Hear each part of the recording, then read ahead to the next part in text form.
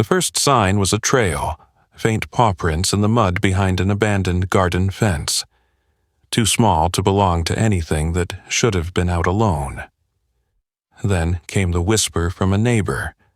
Some stray pup's been roaming the edge of town, might be dragging something behind him.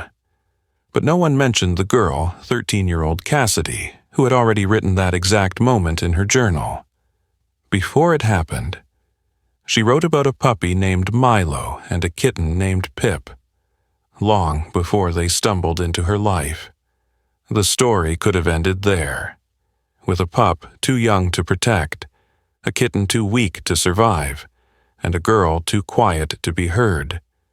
But something else took root, something deeper than coincidence. Why would a half-starved dog risk his life for a creature even more broken than himself? Why did a child who had stopped speaking start writing about them before they came? Why did the garden, overgrown, forgotten, become the one place they all returned to? This isn't just a story about rescue. It's a story about being found, about faith that lingers even when it fades, about the unseen threads that connect the lost, the lonely, and the ones who still believe in miracles. Maybe God doesn't always show up in thunder or lightning. Maybe he comes quietly on 4 muddy paws, with a kitten on his back, and a child waiting by the window. Pencil in hand, before we begin this unforgettable story, would you mind sharing where you're from in the comments? And if stories of love, loyalty, and second chances move you, please give this video a like and consider subscribing. The late summer air hung thick over the edge of Eagles Hollow, a sleepy town nestled in the Appalachian foothills of eastern Tennessee. The heat had broken days ago, with a thunderstorm that soaked the earth and left the forest floor damp and fragrant with pine and decay. Now, golden evening light filtered through the canopy, casting long, uneven shadows over the remains of a campground used the week prior by a group of local Boy Scouts. The laughter and firelight were gone, replaced by silence, flattened grass, crumpled paper plates, and a faint trail of ashes that still carried the scent of wood smoke. In this quiet chaos moved a young German shepherd pup named Milo. At 4 months old, he still had the lanky awkwardness of a growing dog. His ears, too big for his head, flopped unevenly when he walked. His fur, a patchwork of black and tan, was matted with dried mud, flecked with burrs and leaves. His amber eyes, once bright with curiosity, now carried the dull sheen of confusion. The family who had taken him in, visitors to the area, had packed up their RV and left 4 days ago. No one had noticed that Milo hadn't climbed aboard with them. He hadn't barked, he hadn't chased. He had only waited by the fire pit until the engine was gone and the trail of dust had settled into stillness. Now he wandered between logs and stones, sniffing, hoping for something, anything, that might fill the hollow in his stomach. Hunger gnawed at him like a thorn in his belly, and thirst was a constant ache in his dry throat. He paused at a charred log and sat back on his haunches, staring at the remains of the fire. Smoke no longer rose from it, but heat still lingered in the blackened stone. Then he heard it. A sound. So faint it could have been mistaken for wind, except it wasn't. It was a tiny, wavering cry. A whimper. Milo's ears perked up. He stood and turned in slow circles, tracking the sound until he located it, a faint noise coming from behind an old canvas duffel, half buried in wet leaves, approaching with hesitant steps. Milo's nose twitched. The duffel bag reeked of mildew, plastic, and something sharp and metallic. Blood. He pushed the flap with his snout. Nothing. He backed up, then, again, a high-pitched mewl. It wasn't his imagination. With a sharp bark. Milo dug at the side of the duffel. A moment later, it shifted, and from its open corner, A small form wriggled into the light. It was a kitten. She was thin, painfully so. Her fur, once white with ginger patches, was matted with soot and grime. One eye was swollen shut, and the other blinked up at him, glassy and dull. Her ribs jutted out through her wet fur, and her paws trembled as she tried to sit up. Milo froze, uncertain. This wasn't a threat. This was smaller than him, weaker. His instincts warred within him. Part of him wanted to run. He was alone, vulnerable, and scared.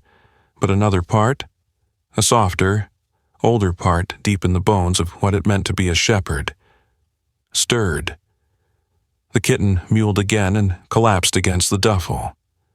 Milo stepped forward, nose twitching, and gave her a soft lick across the face. She flinched but didn't pull away. Something about her eyes, half closed, quietly pleading, told him she had no one else. He circled her once, then twice, sniffing her body carefully. Her back leg was twisted, and her breathing was shallow. He couldn't move her, not far, but he could stay. He lay down beside her, curling his body into a curve around her fragile form. She whimpered once more, then let her head rest against his front leg. Milo, tentative, licked the top of her head and whimpered back, as if answering. He didn't have a name for her, but he would, for now. She was his, back in Eagle's Hollow, on the edge of the town where the hills sloped into quiet neighborhoods of wood-frame houses and chain-link fences. A girl named Cassidy Hargrove sat on her bed with a leather-bound journal in her lap. Cassidy was 13, pale-skinned and long-limbed, with freckles scattered like constellations across her nose. Her brown hair fell in soft waves over her shoulders, and her eyes, green and tired, rarely left the window anymore. She lived with her grandmother, Elaine, in a white house that creaked when the wind shifted and smelled faintly of lavender and mothballs. Cassidy had arrived there nearly 6 months ago. After the accident, she didn't talk about it. Neither did Elaine. Cassidy didn't talk much at all. Instead, she wrote. Her journal, gifted by a grief counselor, had once felt like a stranger. Now it was her only companion. She scribbled in it every night stories, memories, made up characters who were braver and louder and less lonely than her.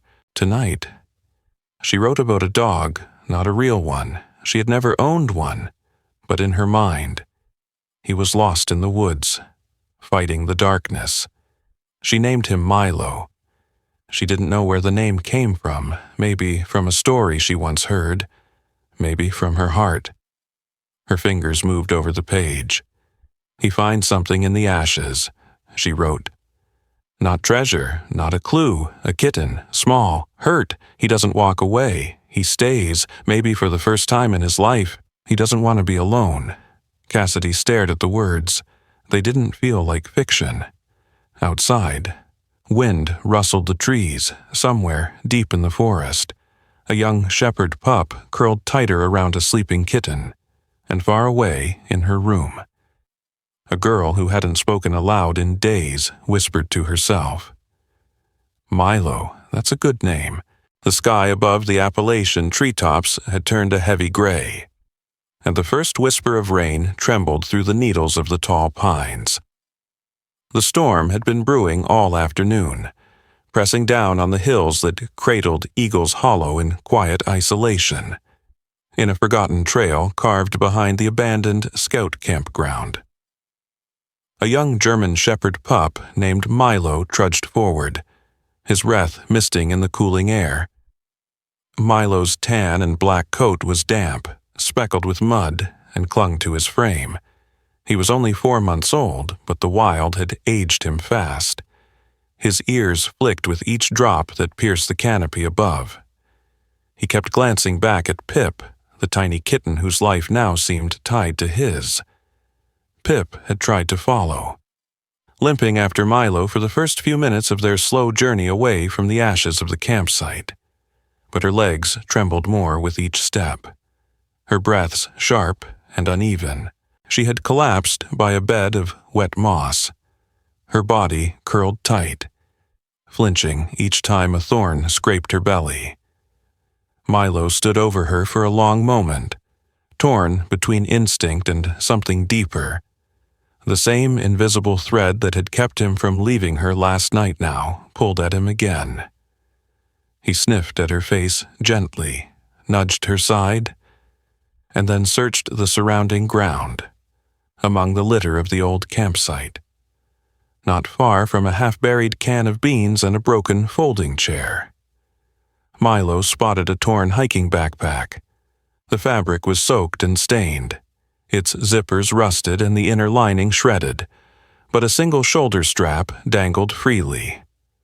Milo tugged it loose, teeth clenched tight around the musty cloth. He returned to Pip and gently worked the strap underneath her front paws, creating a loop around her chest. With the other end between his teeth, he began to drag her carefully forward, her limp, rain-slick body gliding slowly over the muddy forest floor. The trail ahead was no path at all, just a maze of exposed roots, ferns, and thorn bushes. Rain fell harder now, a steady pattering that blurred the outlines of trees and chilled the air to the bone. Milo pressed on, gritting through the weight of Pip, his own fatigue, and the creeping cold that wrapped around them both, after what seemed like forever. Milo spotted a dip in the hillside, dark and irregular, a natural crevice in the rock, partially hidden by ivy and damp leaves. He dropped the strap, padded forward, and sniffed the entrance. It was shallow but dry, a wedge of earth sheltered under a lip of stone. A den. He doubled back, grabbed the strap, and pulled Pip inside. She let out a tiny cry but didn't resist. The cave smelled of soil and lichen, its walls etched by time and water. Milo licked her damp fur and curled his body around her once more, outside. The forest exhaled a long, thunderless breath. The rain didn't stop, but it softened, at least for now. Inside the cave, two small lives huddled in the shadows, bound not by blood, but by a fragile instinct to survive.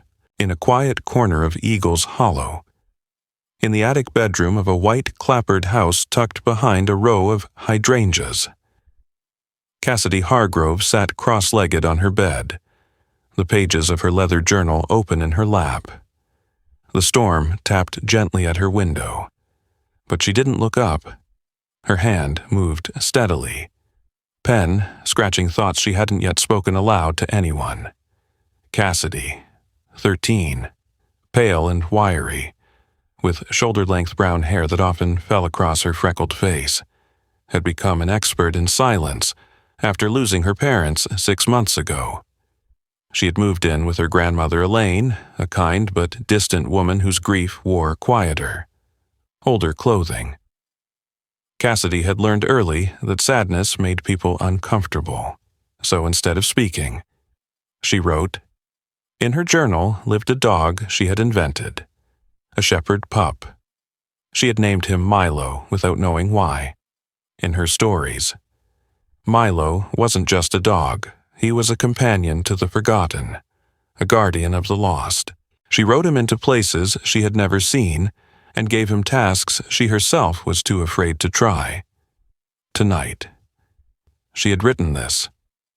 Milo pulls the kitten with a strap from a broken backpack. It's raining. The forest is sharp and cold.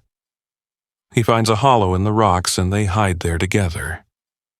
She paused, staring at the line, then reread it. It had come to her without effort, as though the story had been waiting in her hands. She turned to her laptop, which she only used to check on the town's tiny online forum, mostly for boredom. She scrolled absent-mindedly past posts about bake sales and missing tools. Then she froze. One post caught her eye. Stray pup, seen near old scout grounds, looked like a shepherd mix, dragging something behind him. Poor thing, no photo, no name. But Cassidy's breath caught. Her fingers hovered over the keyboard. Her heart beat faster, then slower, then faster again. She looked back at the journal, at the words she'd just written, and for the first time in weeks, she whispered out loud, "He's real." A tiny, impossible truth had taken root. By the third day, hunger no longer came in waves. It was a steady weight pressing against Milo's ribs. His legs ached with each step, and his paws, once soft with youth, were now scraped raw from rock and gravel. The rain had passed, but the sky was still overcast, and the late afternoon light dulled the colors of the world into cold, pale hues. Pip no longer made sounds. Her breathing was shallow, her head limp. Milo kept checking her every few steps, nudging her side, listening. She was alive, but barely. He had stopped pulling her with the makeshift strap. Instead, he carried her now. Her fragile form curled awkwardly across his shoulders and back, held in place by balance and instinct.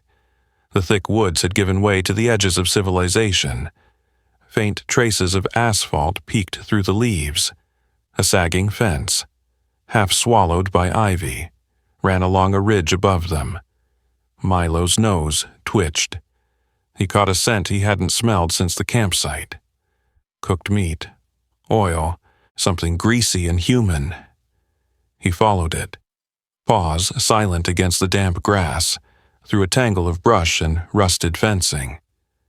He spotted the back end of a narrow, worn-down baseball field. A lone set of bleachers stood near the chain-link boundary, crooked and flaked with rust. Behind it was a trash heap, overflowing with paper food containers, burger wrappers, and the glint of half-eaten bones.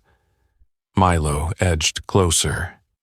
He lowered Pip beside a mound of dry leaves near a toppled trash can, gently covering her with the warmest debris he could find. Then, with cautious steps, he crept toward the heap. He was nearly there when a sudden bark shattered the silence. Milo froze. A blur of white and brown fur hurtled out from behind a cluster of trash bins. The barking grew into snarling. A large dog, broad-shouldered, muscular, with piercing blue eyes, charged at him. Milo tried to retreat, but he was cornered. The dog was a pit bull, older and clearly territorial. Its ears were cropped, its body marred by old scars and loose skin around the neck. Its growl was low, its stance dominant. The name Buster was faintly stenciled on a metal tag hanging from its collar, dented and oxidized. Buster lunged once, snapping the air inches from Milo's shoulder. Milo ducked, yelped, and backed up against the fence. But then came a sound behind him, a soft whimper. Pip. Milo turned his head. Buster did too. His growl changed, curious now, not quite aggressive. He stepped closer. Milo didn't move, ears flat, trembling. The pit bull sniffed the air, then narrowed his eyes at Pip. His muscles stayed tense, and then a human voice echoed across the field. Buster back, boy a man, lean, wiry, with weathered skin and gray stubble, emerged from the far side of the field. He wore a red flannel shirt with holes in the cuffs and a pair of muddy work boots.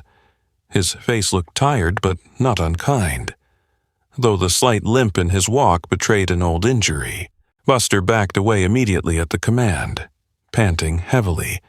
The man walked toward them, his brows furrowed as he approached the smaller pup and the limp kitten at his side. "What in God's name?" he murmured. Milo stood over Pip, refusing to move. The man crouched a few feet away, letting his arms dangle in a neutral posture. "I'm not going to hurt you, little guy," he said, his voice low, worn from years of chain smoking. "Just Want a look?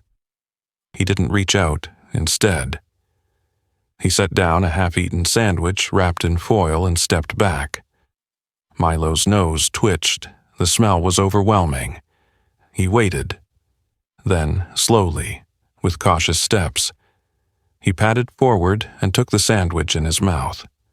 When he returned to Pip, she stirred weakly. Milo nudged her face with the meat, and her tongue flicked out just once, but it was enough. The man watched silently, then gave Buster a pat. "Come on, boy, let's leave him be." He turned and limped away, his dog following without a backward glance. That same evening, Cassidy Hargrove was bent over her desk, an open journal before her and a pencil in her hand. A detailed, hand-drawn map had taken shape over the last few hours. Trees, trail lines, rough estimates of landmarks. At its center was a sketch of the old scout grounds. From there, lines traced possible paths toward the town's edge. Her hands were smudged with graphite. Her mind raced with imagined movements. Where would a hungry pup go? Would he avoid roads? Would he follow the scent of food? She was so absorbed that she didn't hear the soft footsteps approaching. Elaine, her grandmother, stood at the doorway. Elaine was in her late 60s, tall and thin, with silver-gray hair pulled into a no-nonsense bun. She still moved like a nurse, brisk, economical, always reading the room before speaking. Her face bore fine lines etched from decades of long shifts and late nights, but her eyes still held the calm strength that had once steadied dozens of patients in the ER. "Cassidy?" she asked, gently. Cassidy jumped, then instinctively closed the journal. Elaine didn't comment. She simply stepped forward and sat on the edge of the bed. "You've been busy." Cassidy hesitated. Then she opened the book again. "It's a map," she whispered. "I think he's real, the dog." Elaine leaned forward, scanning the map.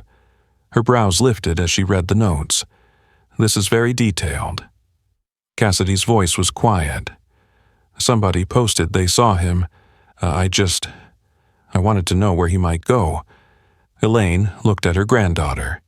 For a long moment, she said nothing. Then she nodded. "Let's go check. Tomorrow morning, west of town, near the old maintenance road." Cassidy blinked. "You believe me. I believe in instincts. And I believe you need something to believe in." The morning air was crisp, sharpened by the receding storm and touched with the scent of wet earth and old wood. Cassidy Hargrove stood beside her grandmother at the edge of a sloping yard that bordered the western outskirts of Eagles Hollow. In her hand, she clutched her leather journal, pressed tightly to her chest.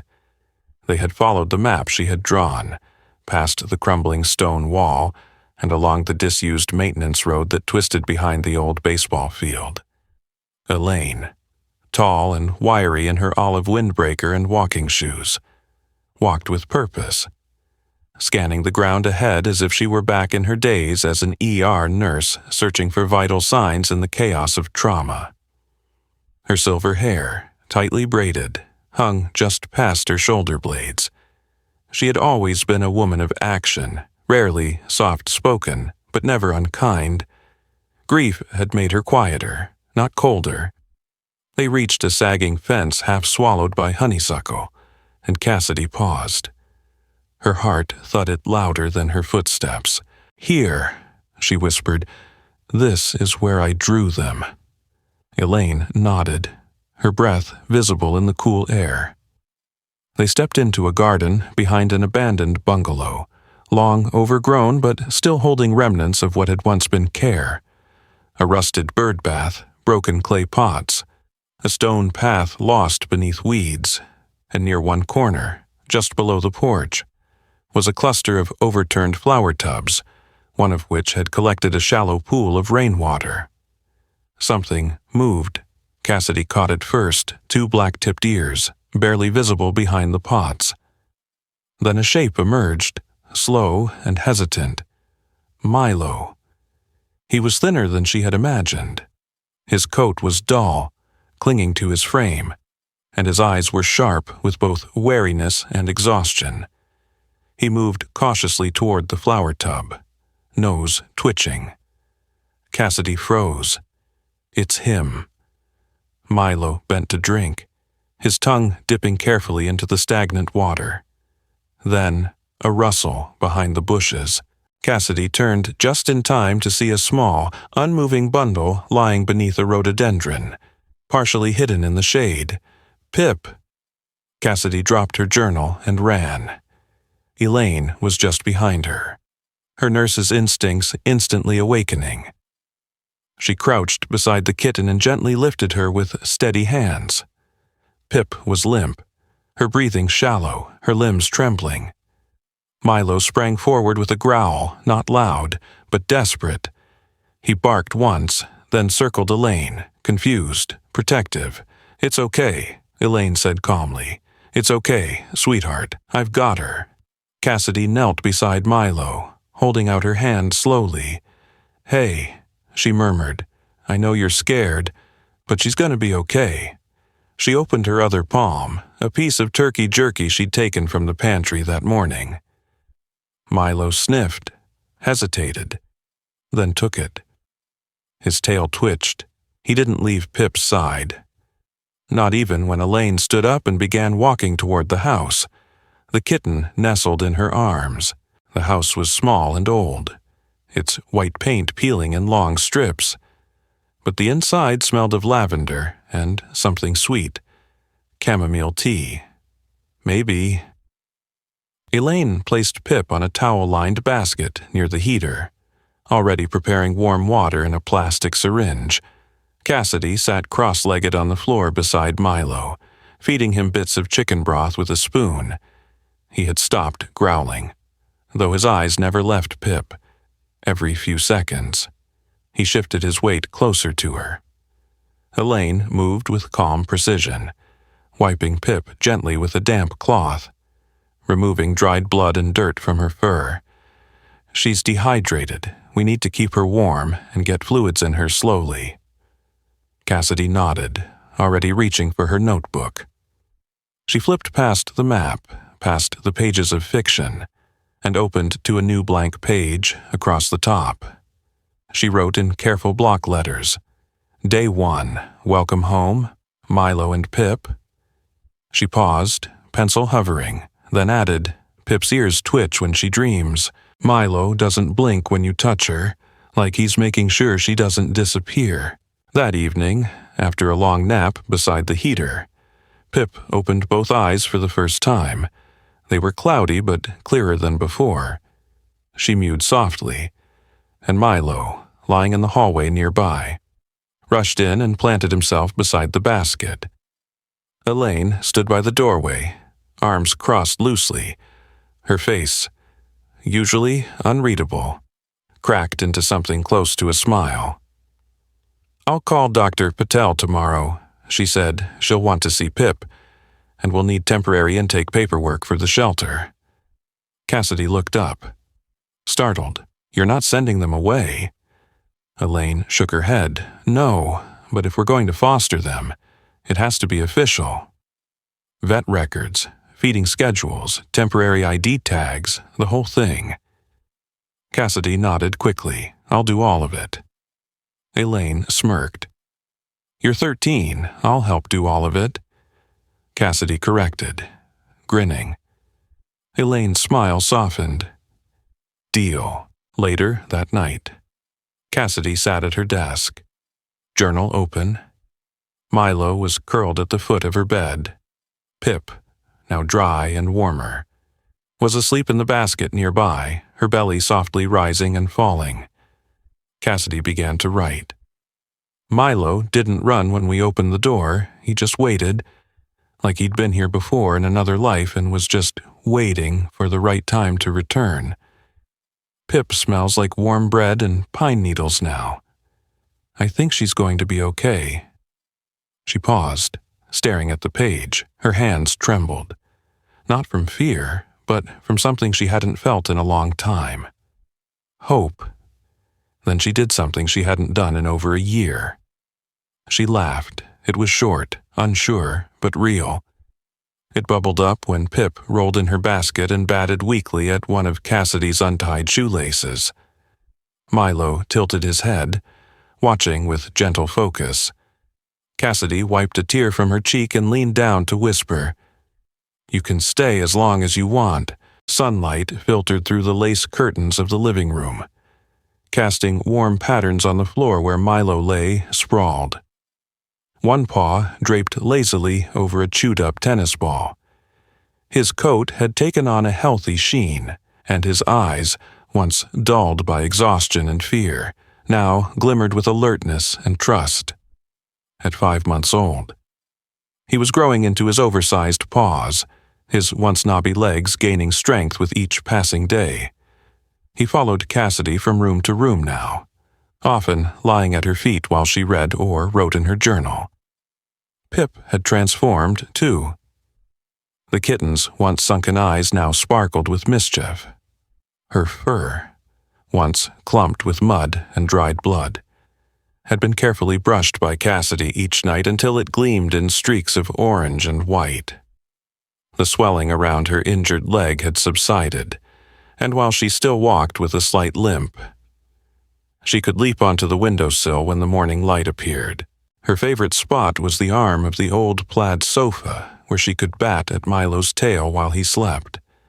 Cassidy had started speaking more, gradually, naturally, as though her words were being coaxed out by the quiet rhythm of trust.